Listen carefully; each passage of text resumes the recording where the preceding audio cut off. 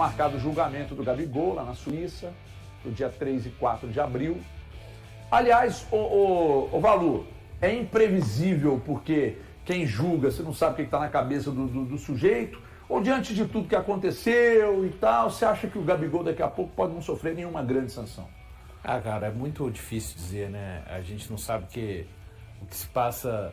Um caso que é importante a gente lembrar, né? Que a história já tem tanto tempo que talvez as pessoas não se lembrem exatamente o que aconteceu, né? Foi uma negligência, assim, do Gabigol de não querer fazer um determinado exame. Enfim, não tem caso de doping, né? Na verdade, o que tem é uma certa negligência dele, que não quis colaborar num primeiro momento, enfim. Mas a gente não sabe, eu não faço a menor ideia, com sinceridade. Eu não sei. Qual a sua perspectiva? Cara, não sei, porque essas situações... Agora, se passou muito tempo, houve uma aceitação do recurso, na verdade eu tenho uma expectativa de que, se acontecer alguma punição diante desse caso, não será algo tão pesado como acontece nos casos de doping, né? Valu, no caso do Gabigol, como já tem um processo, já é mais longo, já vem se arrastando há muito tempo. 23, né? Já vem arrastando há muito tempo. Se ele for punido, o complemento é até o final de abril. Ele seria julgado no início de abril e o complemento seria no final. O julgamento era no passado? Se ele vier a ser punido. Mudou para esse ano? Não, o julgamento é agora, em abril, agora, só que o que o El está explicando é assim, a pena é retroativa, entendeu? Então ela pega o período desde o dia que ele foi condenado. Não, sim, mas esse julgamento não era para ter sido ano passado e mudou para esse ano? Era, mas...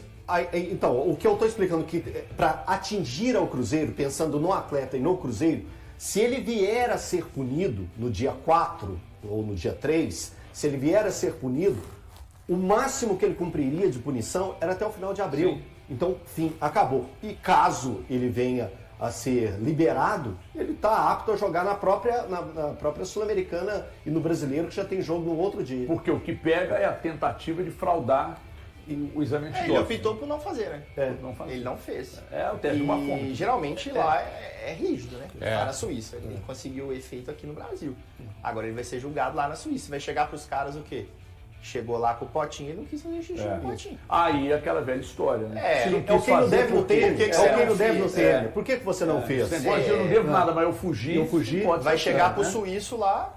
Não sei se vocês lembram na época do Dodô, que ele caiu por remédio de emagrecimento e foi comida contaminada. Se eu caísse no doping hoje, eu tava enrolado. Eu ia assim.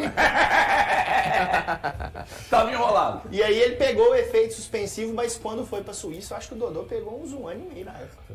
Pegou um ano e meio, Dodô? Dodô pegou um negócio assim, pesado. E era na época que ele tava voando no Botafogo. Mas essa informação do Elton aí é interessante. Eu não sabia que seria só até o final de abril. Cumpriu muito tempo, né? Ele cumpriu muito tempo.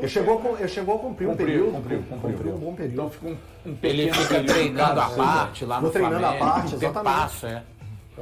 Então fica um período, seria um período pequeno. A gente destacou também essa questão do Gabigol. E hoje lá na rádio a gente estava falando exatamente sobre a questão de montar o time com e sem ele, de Gabigol, Matheus Pereira e Dudu não estarem juntos e tal.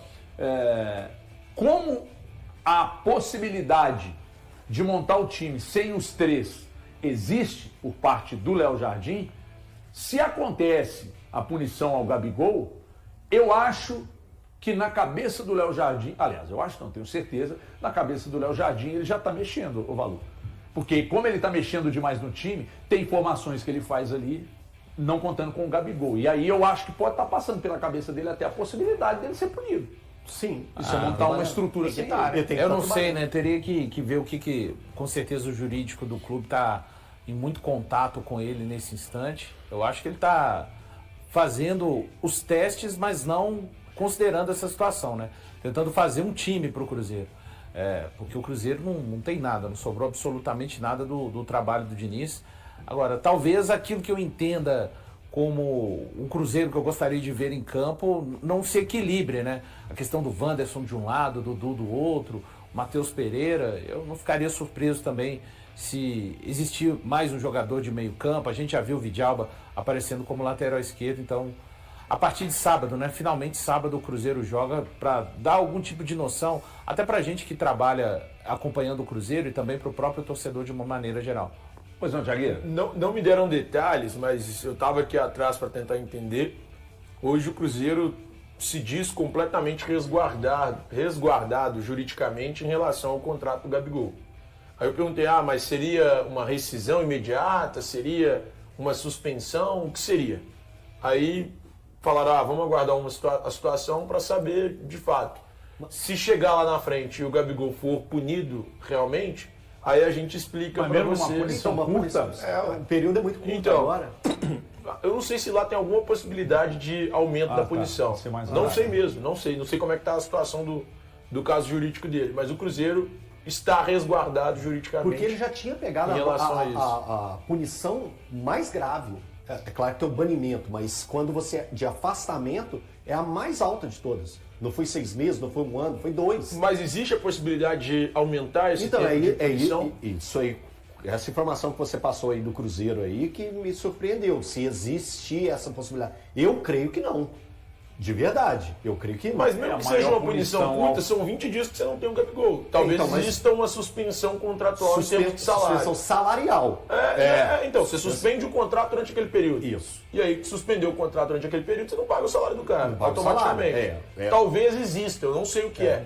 Só me disseram que o Cruzeiro está resguardado juridicamente. Então, quando o Cruzeiro foi fazer o contrato, ele entrou na pauta. O Cruzeiro sabia disso. Matheus Pereira não se destacou nos principais testes no Cruzeiro e começa uma nova fase sob o comando de Jardim, buscando sua oportunidade. O jogador, que veste a camisa 10, foi excluído da semifinal do Campeonato Mineiro após uma negociação mal sucedida com o Zenit e também foi liberado de um jogo-treino contra o Botafogo. Há quase 2 anos, era impensável imaginar o Cruzeiro sem Matheus Pereira, mas agora ele inicia uma nova etapa no clube, precisando recuperar seu espaço após algumas ausências sob a direção de Leonardo Jardim, devido a questões que não se relacionam com sua condição física. Na temporada anterior, Matheus foi o principal destaque técnico do Cruzeiro, acumulando gols e assistências, o que lhe rendeu a convocação para a seleção brasileira.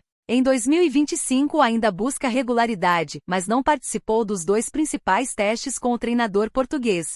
Leonardo Jardim assumiu o comando do time em 10 de fevereiro, após uma transição com o auxiliar Wesley Carvalho, que substituiu Fernando Diniz. Desde então, o Cruzeiro jogou 3 partidas oficiais e 3 amistosos. Matheus não esteve presente na semifinal do Mineiro contra o América nem no amistoso com o Botafogo. No estadual, Matheus jogou os 90 minutos na partida de ida, mas não foi convocado para a volta, pois a semana de preparação envolveu negociações para sua transferência ao Zenit da Rússia. O jogador decidiu não se mudar para a Europa, mas isso resultou em sua ausência nos treinos. Esse jogo foi o último oficial da equipe, em 22 de fevereiro. Desde então, Matheus participou de amistosos contra o Sub-20 do Cruzeiro e o Sub-20 do Boston City MG, onde Jardim testou diferentes formações e não deixou claro quem seria a equipe titular. Diferentemente do jogo contra o Botafogo, que foi o primeiro teste de Jardim contra um time da Série A, quando o treinador expressou claramente suas ideias para a equipe. Matheus não viajou ao Rio de Janeiro para o nascimento de seu filho em Belo Horizonte, decisão previamente acordada com o clube e comum em situações assim, até mesmo em partidas oficiais. Ele está participando das atividades normais na Toca da Raposa nesta semana, se preparando para o amistoso contra o Bragantino no sábado, que será o último antes da estreia no Campeonato Brasileiro contra o Mirassol. Ele está em boas condições físicas para ser titular, caso Leonardo Jardim decida utilizá-lo. Na semifinal do Campeonato Mineiro, o meia Eduardo foi escolhido para substituir Matheus, mas contra o Botafogo houve uma mudança tática, com Wanderson sendo convocado para a partida. E aí, galera? O que acharam? Deixem nos comentários. Não se esqueçam de deixar o like e de se inscreverem no canal e acionar o sininho para receber as notificações. Até mais, Nação Celeste! Vamos pra frente!